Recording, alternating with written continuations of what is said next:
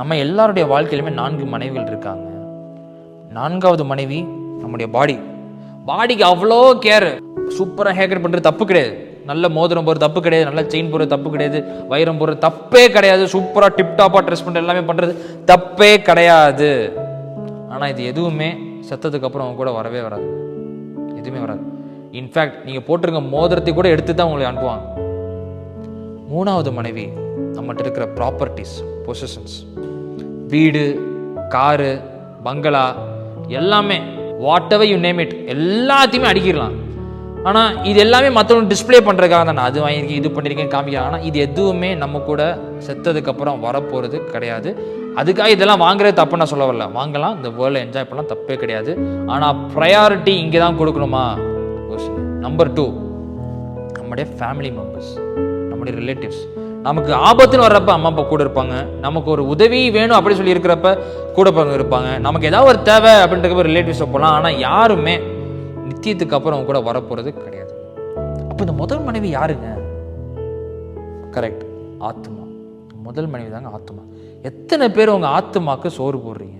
ஆத்மா தான் உலகத்துக்கு அப்புறம் நித்தியமாக தேவனோட கூட வாழப்போகுது. ஆனால் அது எங்கே வாழப்போகுது அப்படின்னு டிசைட் பண்ணுறதுக்கான சாய்ஸ் உங்கள் கையில் தேவன் கொடுத்துருக்கிறார். மனிதன் உலகம் முழுவதையும் ஆதாயப்படுத்தினாலும் தன் ஜீவனை, தன் ஆத்மாவை நஷ்டப்படுத்தினாலும் அவனுக்கு லாபம் என்ன? அதாவது என்ன சொல்றாரு, நான் பெரிய கோடீஸ்வரனாக இருந்தாலும் படைச்ச தேவன் யாருன்னு எனக்கு தெரியாமல் நான் இறந்து போயிட்டேன் அப்படின்னா நான் வாழ்ந்த வாழ்க்கை வேஸ்ட்.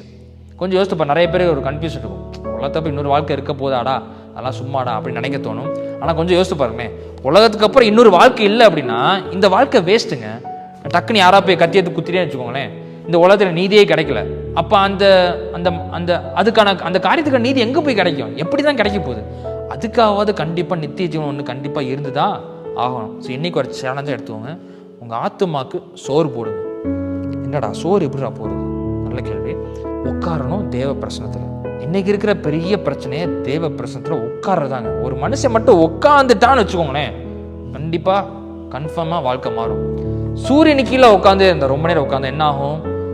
நம்ம டேன் கலரில் மாறிடும், நம்மளோட ஸ்கின் டார்க்காக மாறிடும். அதே மாதிரி தான் தேவ பிரசனத்தில் எவ்வளவுக்கு அதிகமாக நீங்கள் உட்காருங்களோ அவ்வளோவுக்கு அதிகமாக உங்கள் வாழ்க்கை தேவனை போல் மாற ஆரம்பிக்கும். இதுதான் நீங்கள் ஆத்துமாவுக்கு போடுற சோறு. இதை சேலஞ்சாக எடுத்து பண்ணுங்கள், உங்கள் வாழ்க்கை கண்டிப்பாக மாறும். மீண்டும் அடுத்த வீடியோவில் சந்திக்கும் வரை உங்களிடம் விடைபெறுவது சந்தோஷம்.